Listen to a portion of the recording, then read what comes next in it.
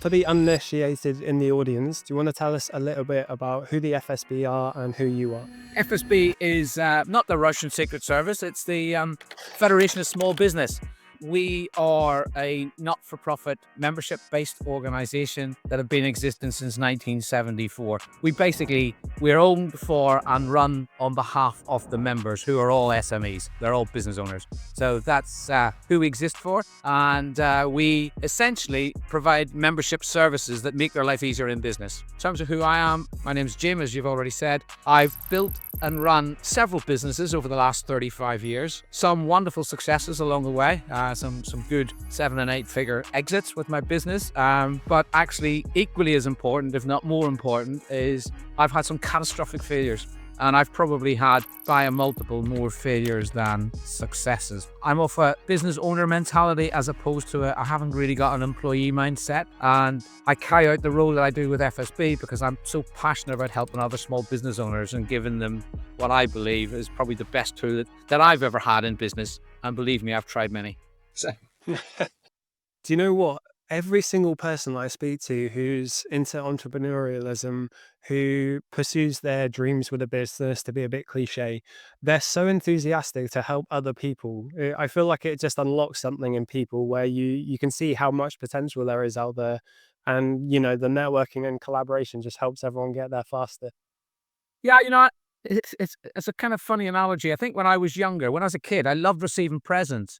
For instance. But then as you get older, I got more pleasure out of giving presents than I did receiving them. And I think you're right. I think there's that. It's actually a really nice, it's almost selfish. I mean, it's almost a selfishness and getting a bit of pleasure out of helping other people and seeing that you've made a difference. It just makes you feel good about yourself. Yeah, well, I mean, it's the adage. There's no such thing as a selfless good deed, is there? No, absolutely. So I still like receiving presents, by the way, if anybody's um, ever inclined that way. But generally speaking, I think it does place. That's why I think a lot of people do like the giving back, and they love to be able to help other people out. To give the audience a bit of background, I actually used the FSB in my first business. I used them for legal and tax advice. I honestly can't remember where I heard about you, but as soon as I did, we had a really amazing onboarding call with someone from the FSB. I was very surprised by the professionalism, had a really kind of honest conversation about her and her business, how she got to working for the FSB. And to be honest, every single person I've spoken to at the organization is so enthusiastic to help other business owners. And that was why, I thought it was such a good idea to get you on the podcast. And hopefully we can illuminate the minds of our community on why it's such a good idea to join a platform like FSB. Yeah, for sure. Okie dokie. So you mentioned you've done a lot of what all entrepreneurs do, where you've tried a lot of things, you've had some success and you've had some failures. Are you happy to dive into a bit of your professional background before we go into the FSB? Yeah, sure. So my business career, say, spans over 3 decades. And my professional background is in the financial services industry. So for many years, I was a wealth advisor, financial advisor, but I kind of uniquely always orientated towards business owners as opposed to individuals. I did do some individual advice, but that was always the niche that I worked within that. Had a pretty successful career through the 90s. Sold my practice in the noughties. I was part also of a much larger organization that brought aggregated support support services to businesses inside the financial services sector. That was a much bigger concern. I was a shareholder in that business. We also exited that business in the early noughties. That was my biggest success in terms of in kind of every metric that you might apply to it. So that business was sold for 150 million. I was one of the 5 shareholders in that business. And then I've also been involved in various types of business advisory businesses over the years. Some of those businesses have failed, as I mentioned earlier. I think the difference between failure and success for me is this thing called timing, really. I think there's a lot of, there's some ingredients have to be present for any business to work. You have to work hard. You got to have a good product. You got to have customers. So all of the reasons for a business exists and what makes a business profitable and operational, they have to be there anyway. The differences between good successes and potential exits and certainly failures are often external factors that you needn't necessarily have any impact on. I've benefited from external factors when I've made some exits, and I've also fallen foul of external factors when businesses have failed. And my most notable failure was in 2009 after the bank crisis of 2008, because the ripple effect of what happened then, I was massively exposed in newly acceded EU countries with regards to infrastructure in those countries, and in particular Romania. And in 2009, for instance, the Central European Bank pulled out of support in national Romanian banks. That collapsed their economy overnight, and that led to my biggest failure. So all the other bits were, were accurate. They were there. They were good. So it isn't always someone's fault when these things happen, but it's just being mindful of those things. I don't know if that's really answering your question, but I'm just trying to give you a feel for, my background and my career. But I think, you know, working hard is a given, um, and given everything 100% in terms of what you do, they have to be present in any venture that you're involved in. Yeah, for sure. I think what you just described is very similar to what most people say, where in today's day and age, a lot of people wouldn't start a business because of the level of risk. But in my opinion, there's risk in whatever pathway you choose to walk. And yeah, external factors can get in the way of making really great results, as it did to you. But just because you had the grit and determination to keep going after that, and even well, and before that, one failure doesn't define your entire career, does it? And yeah, you've done very well by that. Yeah, I mean, it's a cliche, but failure is just part of the journey towards success. For sure. Um, it's just a learning exercise, really, as much as anything else. Yeah, I say this very regularly. I actually don't think there is such a thing as failure as long as you learn from what's happened. Yeah, failure is when you give up. Failure is when you stop trying. For So, sure. that's kind of that's essentially what that adds up to. But Yeah, I completely. and here I am. I'm still trying. So there we go. Haven't failed yet. Ultimately. Well, as long as you're failing upwards, it's all good. Yeah, by the way, one of five shareholders with a 150 million pound company. That's very, very impressive. Congratulations. They weren't equal shares, so I don't want to mislead anyone in the audience. I was a minor shareholder. There were four founding shareholders and me, but I was, in essence, nonetheless, it was a life changing moment for me at that time. Some of the biggest business owners in the world only own fractional part of equity, don't they? I think the guy from Nvidia only owns 6% of the company now, but that's how it works. That's how you grow. Me. Okay, so why don't you tell us a little bit about the FSB and how did you actually end up working with the FSB? Yeah, so I mean, basically, I was a member of FSB, and I think maybe a little bit like you, Sean, when you joined. How do people even find out about FSB? And I found out about FSB when I became a member, by literally complaining to a mate about the amount of money I was spending on contracts of employment, non-disclosure agreements, everything. I was just getting fed up, and even in one instance, obviously amended from what some previous work had been done by the lawyer at the time, and there wasn't there was the wrong reference in part of the contract. And I thought, I'm paying all this money, it's ridiculous. So anyway, I was complaining to another friend who basically said, you should join FSB. Didn't know who they were. And so that was how I became a member of FSB. Um, and then I was forever recommending FSB to business owners that I was doing consultancy advisory services for. I would literally look at their balance sheet and say, listen, as a real quick no-brainer, as a step one, you should join FSB. This is the amount of money it'll be able to save you in terms of what you're doing moving forward and the ways in which it can support you.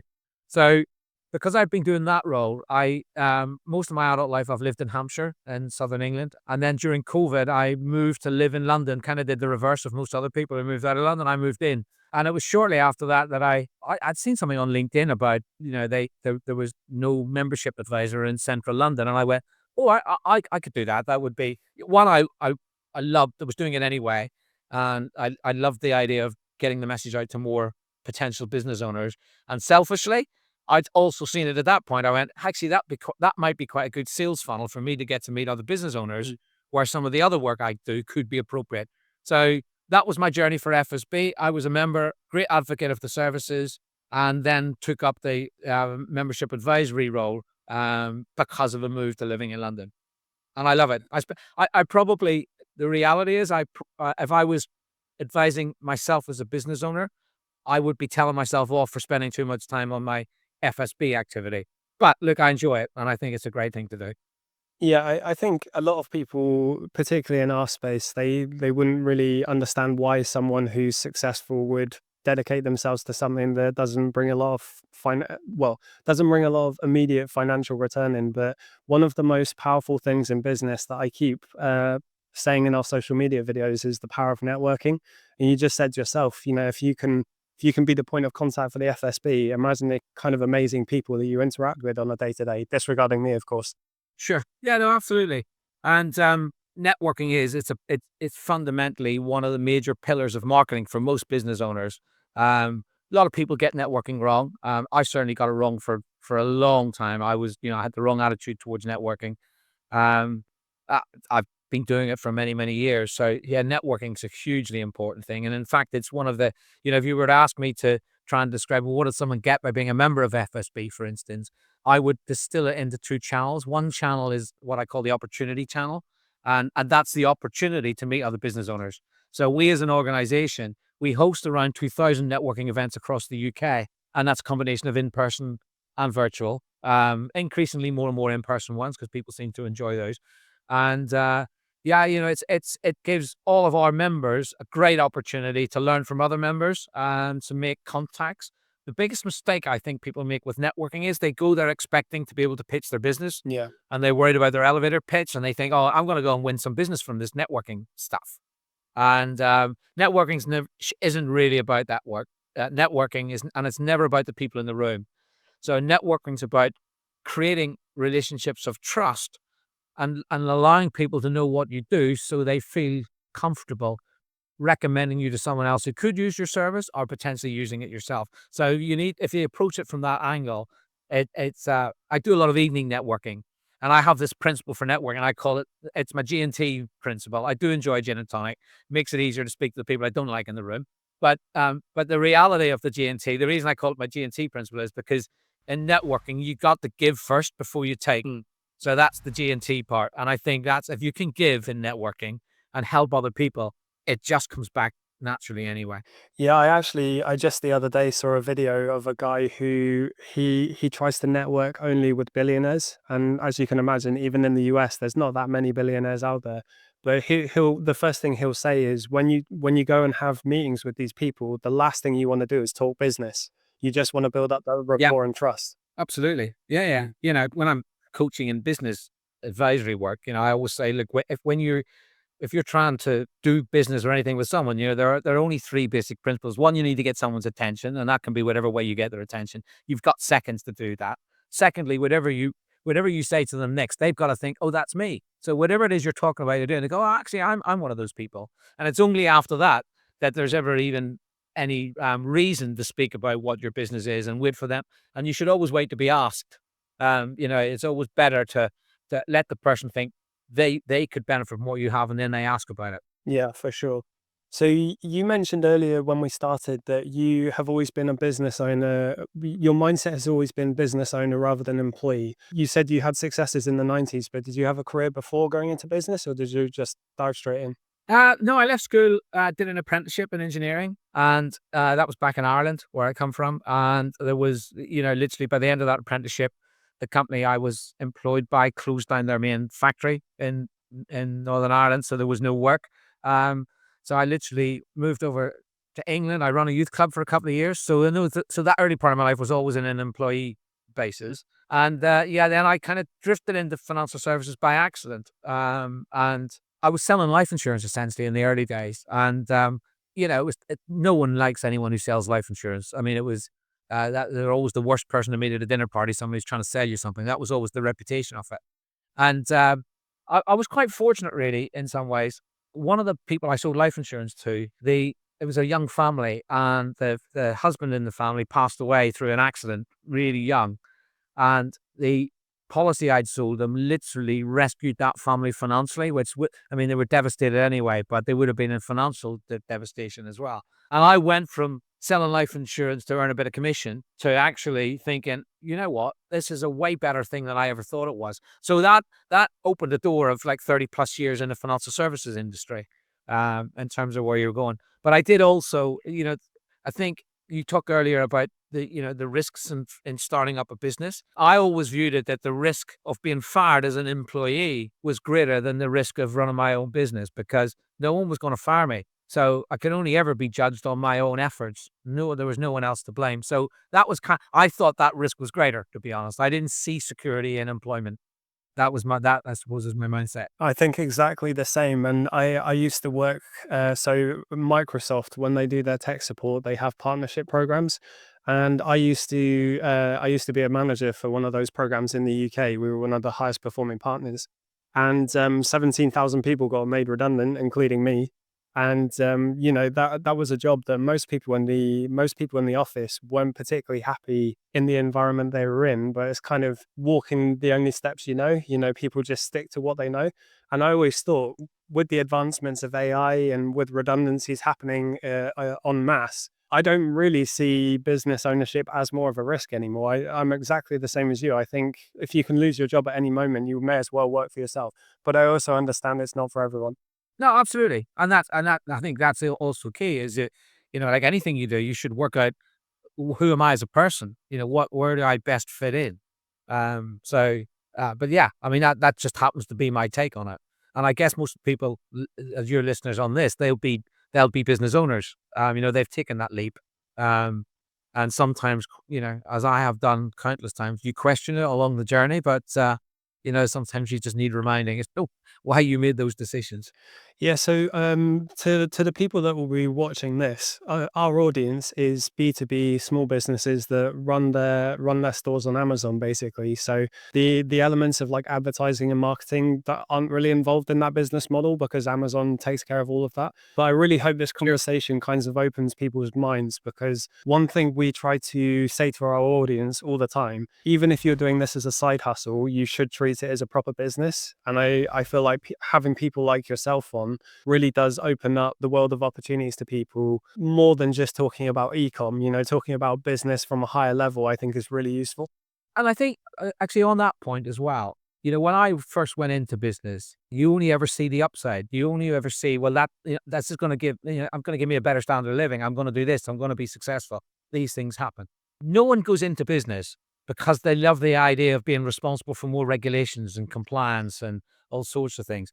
It's it um it's just one of those things. Like, oh God, wouldn't life be so much easier if I didn't have to, satisfy in on revenue and or be registered with the ICO and make sure everything works from a GDPR point of view and all those sorts of things. I think the point I'm trying to make is that whether it's a side hustle or your main business, the fact is that when you're in business, whether you like it or not, you've signed up to a load of responsibilities, things that you can be held to account for or challenged on. And it's far better to be ahead of those than to have to react when something goes wrong.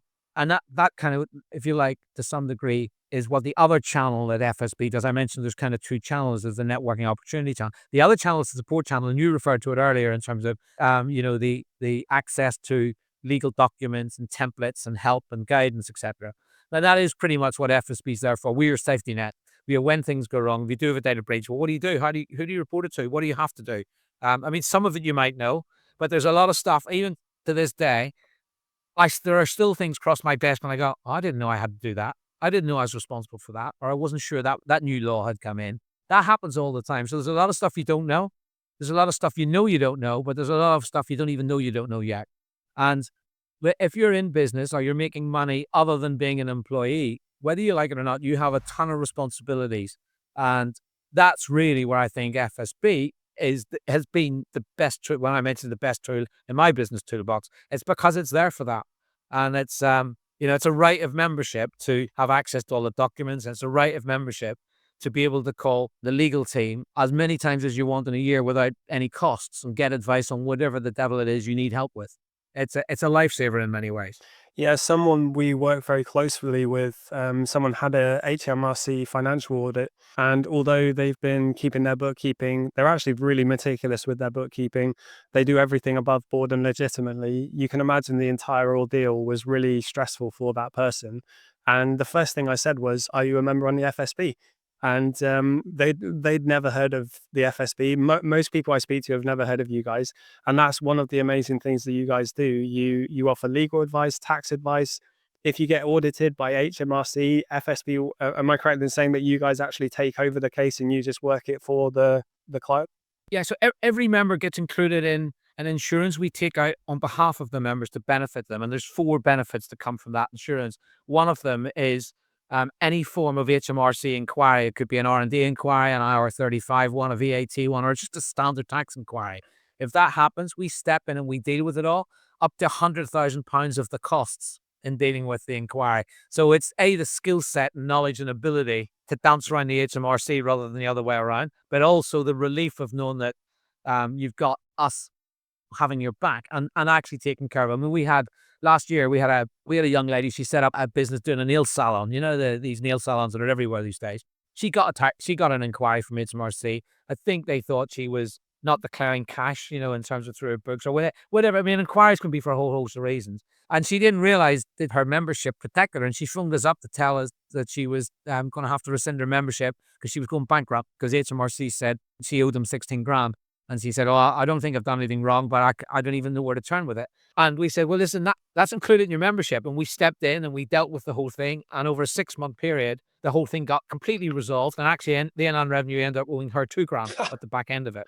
But that's almost coincidental to what the grief and the stress and that comes with even having to deal with them.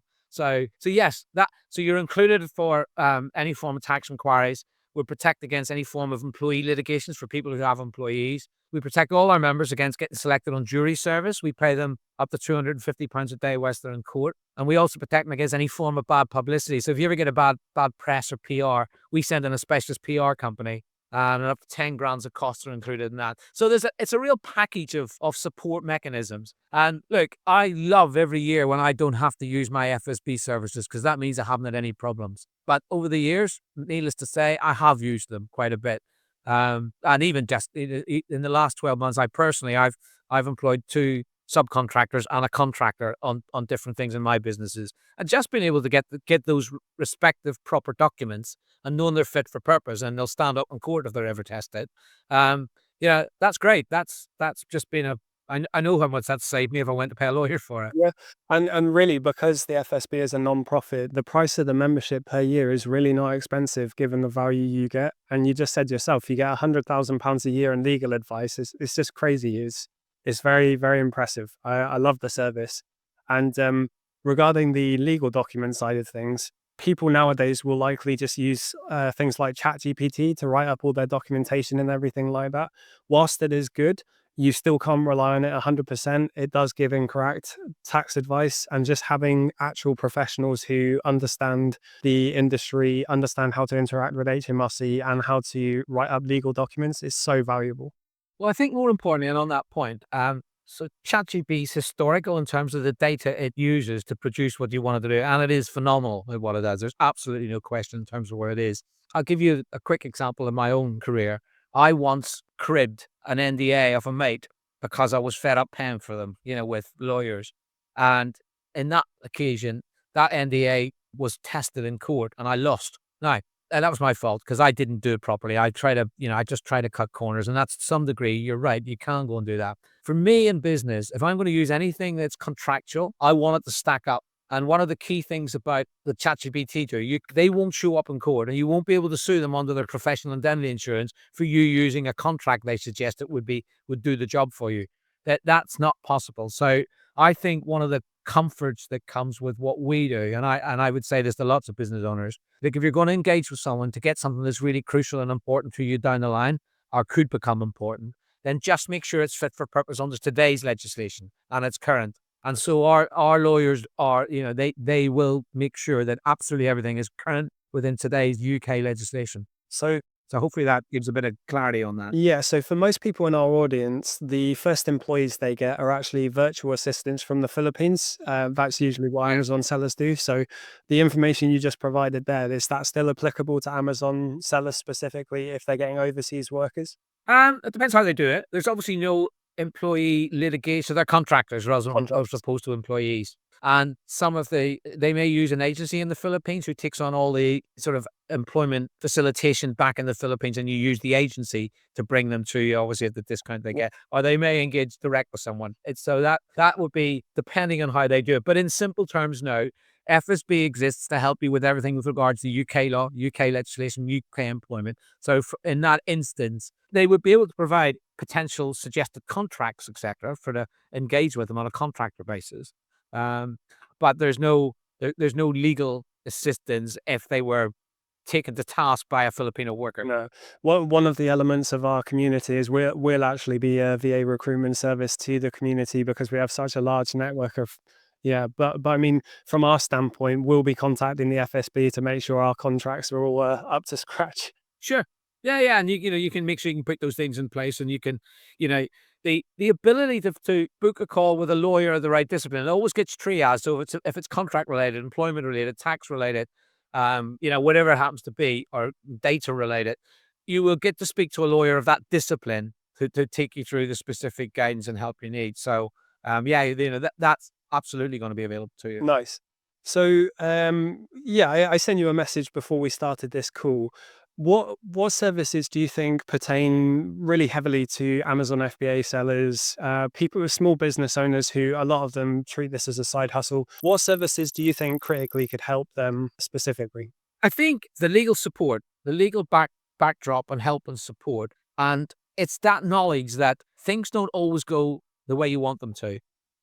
Issues and things do arise, and just being part of an organization that's there representing anyone who's in business, anyone who's got that entrepreneurial spirit and flair and wants to go out there and do something for themselves.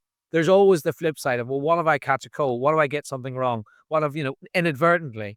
Um, and that's really what FSB is there to catch them in regards to that. I mean, the other thing we do in spades really is we do a lot of lobbying and advocacy and policy work with government.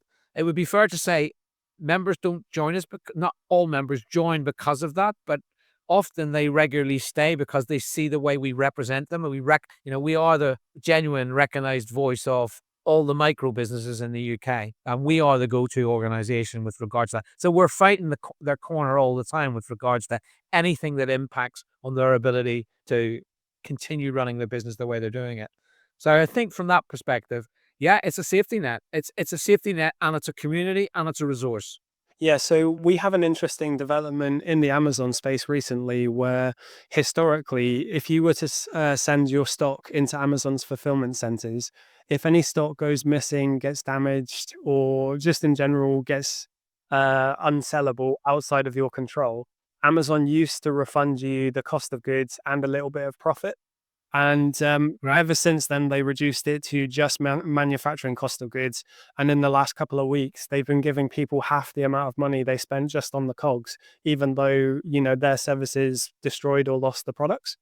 And so many people I speak to want to go to small claims court, but they're so terrified that Amazon very historically will kind of shut people's accounts down if they take them to court. And we were saying in the community the other day, what we need to do is a lot of Amazon sellers need to talk to government local representatives and just highlight this as a problem. If enough people did that in volume, then it would be addressed. And I was wondering, is that the kind of thing that Amazon members could go to the FSB and say, hey, this is happening in my business. Have you heard of this? Could you do anything about this? Yeah, so we have quite a large team on the policy and advocacy side of what we do. So, I mean, as an organization, we were created in 1974 by businessmen from Blackpool, and to this day, our head offices are based in Blackpool, and we got a couple of hundred staff that work out there providing all the services. But we have an office in Westminster where all the guys who specialize in the lobbying and policy work, and we have various different policy committees on any issues that impact on small business, and they will go and represent your interests with regards to government at all levels, both national level and local government level, even right down to local councils, etc. So we work on some really big issues. But yeah, I mean, if there is a collective of people, as you guys obviously are, with specific issues, then yes, I mean that's something which they could potentially address through one or other of the various policy committees. Interesting. Okay, so maybe for the time being, it's a bit of a small fish problem, but potentially with enough complaints, essentially, it could get addressed. I think so. And yeah, I mean, there's a combination of, there's always that threat, isn't there? There's always that fear that they rescind your license or they don't allow you to trade through it. And then they put, and they know that. So that's how they have the upper hand with regards to that. Mm. Um, and those are difficult things. Unfortunately, there's all sorts of issues that big business inflict on small business on a regular basis. Again, we address the government at every level. I mean, particularly, we've been working, and we're about to have a bill passed in government with regards to late payment from big companies to small companies. The whole law's about to change on that, which we're delighted about because it's been 2 years of hard lobbying with the last government and this one with regards to the unfairness, and it's now going to be passed with statute. So yes, there is opportunities to have things like that addressed. That's actually a really interesting point for you to highlight, because one of the biggest issues with Amazon is that they do withhold people's financials just willy nilly. Seemingly, they an issue will flag on someone's account, they'll hold your disbursement. Some business will go months without getting paid. So the fact that legislation is coming out to say that's not allowed anymore is actually really big news for Amazon sellers. Hopefully, it's applicable. Yeah, it's going to reduce. There's going to be a timeline on it in terms of what the number of days are, but that's so what's that space, I guess, on that one in terms of when that comes through. But they're all key things. They cripple the small business guy, don't they? That sort of tactic. So, do you know when that legislation passes? Do you know what the I timeline? don't.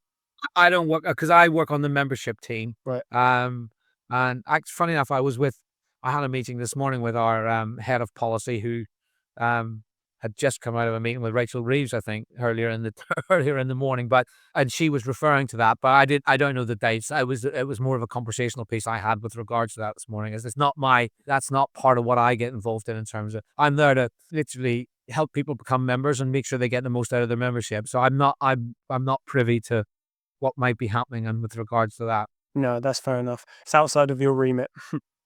So, what separates you? I should say, what separates the FSB as an organization over other business support organizations? There's a lot of good other support organizations out there, so I wouldn't try to poo-poo any of them. They all do some really good work in that regard. I think the thing that we would stand out for is the scope. Well, first of all, one of the key things is we're not for profit. That's fundamentally important because we're not there to make money from the members. We're there to provide a service to them.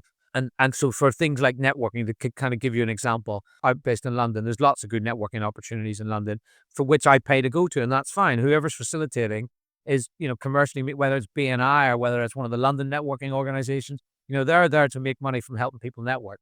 When we provide networking to our members, it's a service to the members.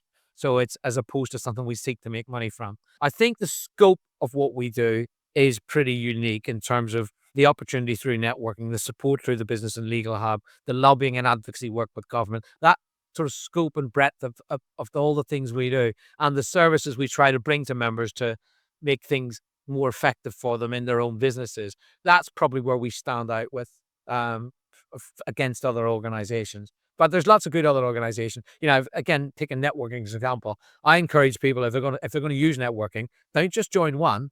Because how do you know that's the right one or the best one? It's an activity you're gonna get involved in. So yeah, I would say, bang for your buck in terms of what you're paying with regards to what you get from us. That's unrivaled. Yeah, I would completely agree with that. I said earlier, but the price point per year, I believe it's £195. Is that right? Yeah, it's £195. I think I might have mentioned to you as well that we have during June this month, we've actually launched a 15% discount for new members joining this month. So actually you can save 30 quid on that for anyone who's interested in joining up. That has to be done through a membership advisor, such as myself. So if any of your guys are interested in that, are you going to pass my details for people to be able to get in touch to? Yeah, I was going to say we'll have to have a sign up process for our community, because yeah, £165 for a year through June for all the services you offer is just an incredible service. And I was going to say to you, by the way, the lady that you mentioned who owned a nail salon, the FSB has a really difficult target audience, because the onboarding process with the FSB was very professional. The lady who I feel terrible, I can't remember her name, but she came to our house. She had the pamphlets and the brochures. She walked us through every single process. She made sure we were aware of everything. And the key thing I always hear FSB people say is our members weren't aware that they had this in their membership. And the reason I say you've got such a different client base is because you're attending to small business owners who are the most busy people in the world, you know? Yeah. Yeah, yeah, yeah. No, absolutely. And they're out there trying to, they're out there trying to make their business successful Yeah. and survive. So yeah, that's absolutely spot on. Yes. Yeah. So, regarding the legal and tax advice stuff you mentioned, a lot of the questions we get from our community members, I've just become VAT registered and I have no idea what I'm doing. We can guide as much as it's ethical to guide whilst we're not trained accountants and everything. But Sure. what kind of support does the FSB offer in terms of VAT compliance and everything like that? So we don't act as your accountants, and we don't make, in the same way as you don't give direct tax advice that you're accountable for. The way in which we facilitate that is all members get access to our business and legal hub through the membership portal. And on that business and legal hub, there are over 1,500 guides, templates, and documents that which will cover off anything to do with tax, VAT registration, how do I do it, but lots of other topics and things as well. So there's significant guides and information and policies as well. If you need to have a particular policy that you build into your business in terms of what is it, that's all built into it. It should be pretty easy to follow. Equally, because of the 24/7 legal helpline, if there's something you don't quite understand or you're not quite there, you can phone up and speak to a tax lawyer who will basically reaffirm what it is you do or don't understand, or tell you whatever it is you may have with regards to it. But again, in terms of full disclosure, we're not going to act as your accountant in terms of making those returns or doing things for you. Yeah, yeah. That would be great at 190 quid a year, wouldn't it? If something could do that, would be. It Oof. would be very good. Yeah, I think accountancy would go out the window if it did. Okay, so a lot of people watching this, particularly in our niche, a lot of people are going to be wondering how this kind of podcast can help them in their Amazon FBA business. I guess the question I would have for you is why would this kind of service benefit our community members specifically outside of the legal advice and everything? The point I'm trying to get at, for me, educating yourself on business as a wider picture is so useful and it translates to everything else in your business career, even if you're just flipping products online. Do you have any insights like that that could kind of sway people into thinking, yeah, this is a good decision for me to join up? I go back to the networking, and I know you guys have your method of winning business in terms of what you're doing, and networking isn't necessarily one of them. The point you made, networking is it's like if you go to a conference or a seminar, where do you learn the most? Normally at the coffee breaks, or when you're having a drink in the evening, outside of the main sort of thrust of the actual presentations, etc. And yeah, I mean, it's a great community. So we got a community of circa 170,000 members all around the UK. They're all business owners. The vast majority of them have probably experienced some of the issues that your group will be thinking, oh, where do I get the answer for that? And even within your own group, I'm sure you can help each other with regards to what some of those answers are.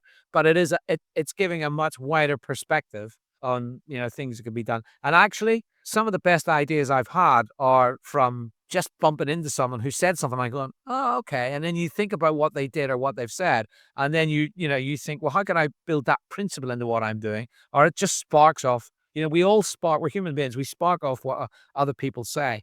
So I think I think it's a great community to be part of. And actually I still would maintain that the number one reason they should consider it is just because you got your back covered. For sure. Okay, so I'm gonna change the topic a little bit because I'm so interested by you mentioned you've been involved in a couple of exits. And one of the major talking points that we like to say to our community members, we really like to drill in the importance of systemization, SOPs, and structuring your business in a way that whenever you take on new employees, you don't have to spend your entire day teaching everything because you've got your systems in place. So with your personal career background and experience in exiting businesses, what would you say in regards to how important systems are? A massive. I mean, it's one function of what you need to get right, but without it, you're not, you're never gonna succeed. So, systems are key to anything you're doing. I mean, whatever it is you're looking to achieve, you've always got to start with the end in mind. So wherever it is anyone is today, interrogate where it is you want to get to, and then work backward. And then working backwards is okay. So what is it I need to do to get from where I am today to where it is I want to get to, and that will be driven, and the efficiency of that will be driven by systems. So systems are, it's a given. You can't, without systems, without understanding not just client journeys, but your own operational journeys and all the principles, everything.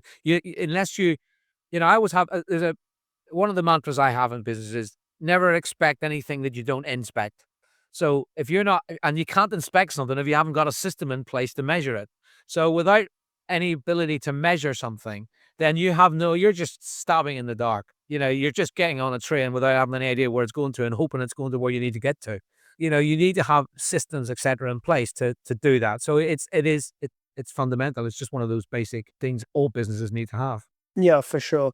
I think Amazon FBA is such a fantastic entry into business for a lot of people that a lot of the people I speak to, unfortunately, whilst they are business owners, they do have an employee's mindset. So we always preach how important scaling with a team, systemization is, focusing on higher level business tasks and not just doing repetitive tasks over and over again. We always preach how important that is. But a lot of the people I speak to, they seem to spend their entire day sourcing products, prepping their products and everything. This is Amazon specific. And having those systems and automations in place, from my personal experience, we managed to get, so one of my business partners managed to go from 11 employees down to just him and his automated system. And he was making more revenue that way. So I think it's a really good indication that if you can free up your time with great systems and automations, how much more value can you add to your business by focusing on those higher level, higher leverage tasks, by developing yourself, by networking, by learning from outside your niche? These are all super important things that I think a lot of people in the Amazon space don't do because they're so focused on doing repetitive tasks. Yeah, I mean, look, the value in any business is majorly a function of the person who owns the business being redundant. Because the more, that any dependency on the person within the business will seriously detract from what the value of that business is. So in terms of, yes, systems will allow your business to be efficient without the person having to do everything. So it's removing that dependency. It's one of the factors that gets missed a lot. Most business owners think, well, I do what I do better than anyone else in the business, or anything, if without me it wouldn't happen. And that's fine when you're getting going in terms of where it's going, but you then need to be able to build systems around whatever that is that person does well. And you need to continuously look at, how do I make myself redundant from this business? How can this not be reliant on me? That's where value is. That's where you start to build up real value. Yeah, I completely agree. And I think we live in a world where CEOs who don't seem to work a lot, people perceive them as, why are they earning that much money? But a lot of them have gotten to that point because they're so good at what they do. They've designed their businesses in such a way that where they're not necessary. And that is actually a good thing for the business. Completely. Yeah. No, I mean, it's the biggest detrimental. It has a significant impact on how businesses are valued. Um, it's one of the biggest metrics, and increasingly so. The metric of dependency on the shareholders or owners or people within it. Yeah, so most of our community members actually do arbitrage, so buying and reselling products. So there's not a huge amount of resale value from a business perspective there. Like no one really buys arbitrage models, but another thing I say constantly is because it's such an excellent entry into business, you can build your foundational wealth with arbitrage and then look into doing something like building a brand. And then when you build a brand, exactly what you just said, you want to be as taken out of that equation as you can so that if you do want to exit, the valuation is going to be that much higher.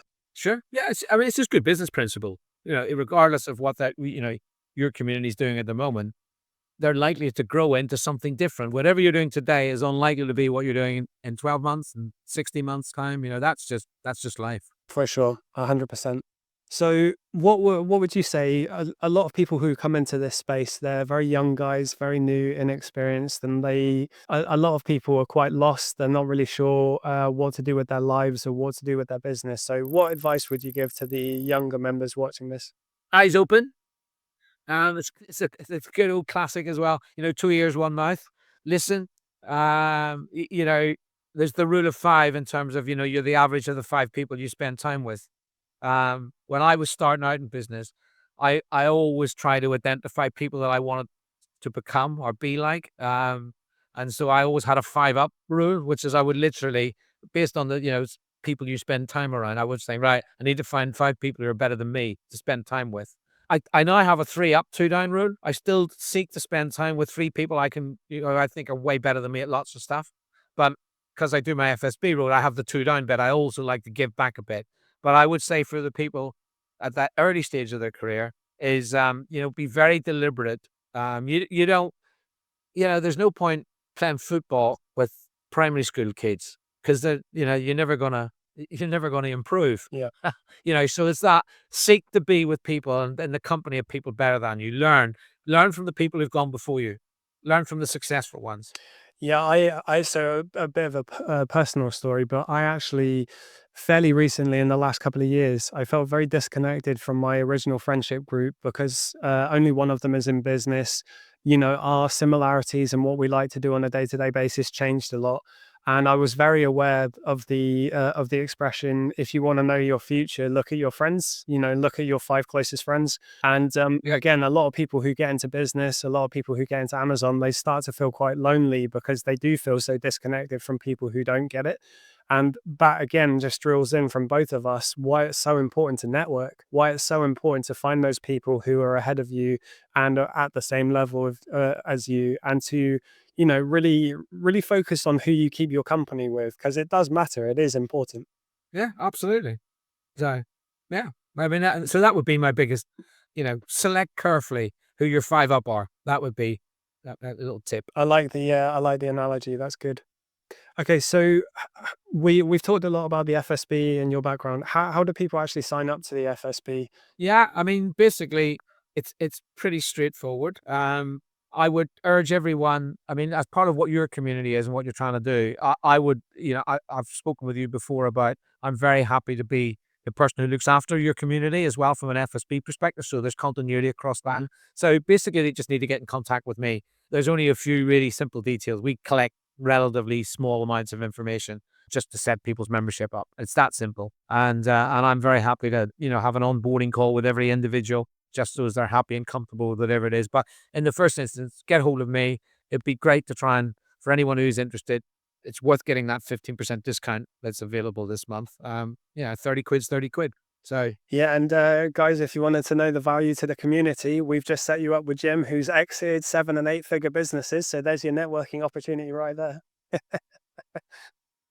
No, yeah, I mean, I tried. I mean, I'm one of these people that I do try to help anywhere where I can with people. So one of the bits I bring outside of FSB is I'm a reasonable resource of information just because I'm old enough to have got so many things wrong over the years. So, yeah.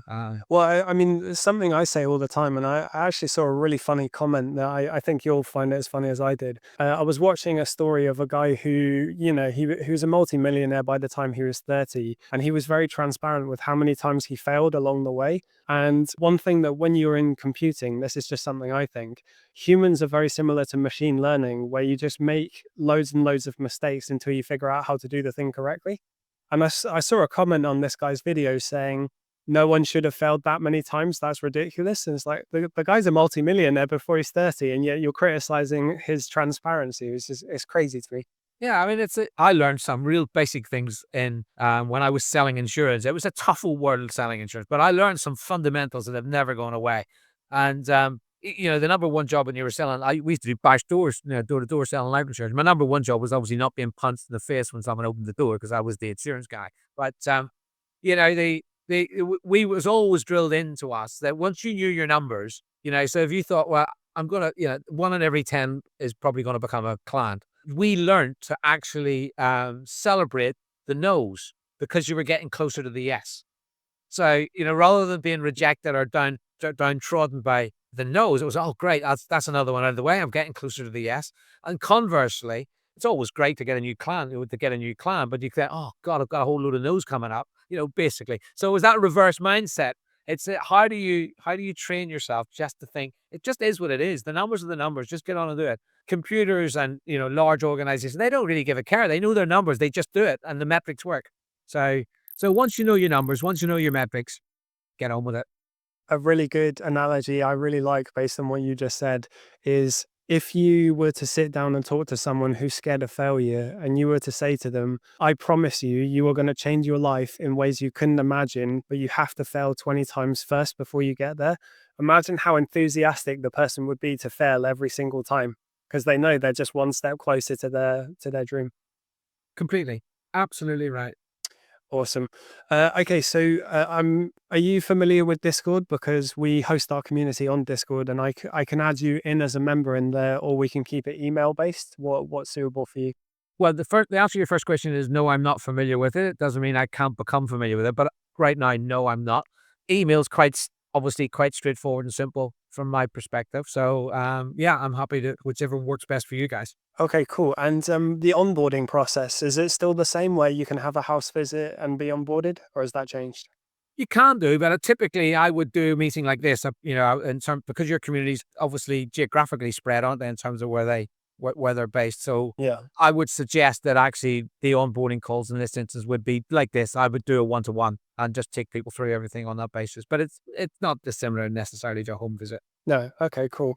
And yeah, the final question I have for you today, you've mentioned your successes and your failures. What was the highlight of your business career, and what was the worst moment in your business career?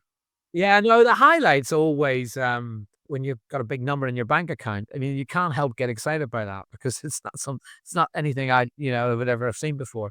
Not to share on here. I've had several what I would call phenomenally good rocking chair moments. Things that happened in business that were extremely humorous and, involving all sorts of shenanigans, but they were great business moments. So, Our but community yeah, members I would think love to hear it.